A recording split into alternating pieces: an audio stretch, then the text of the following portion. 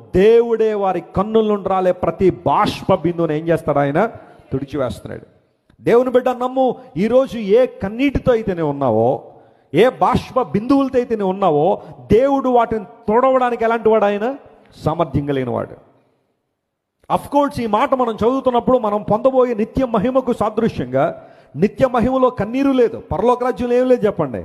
కన్నీరు లేదు, దుఃఖం లేదు, కలవరం లేదు, ఆందోళన లేదు, ప్రతికూల వాతావరణం అక్కడ లేవు. ఆ నిత్య రాజ్యంలో మన కన్నీళ్ళు ఎలాగో తురవబడుతున్నాయి. అయితే ఇప్పుడు పరిశుద్ధాత్మ ద్వారా దేవుడు మనల్ని ఆదరించి మన కన్నీటిని దేవుడు ఏం చేస్తాడు చెప్పండి?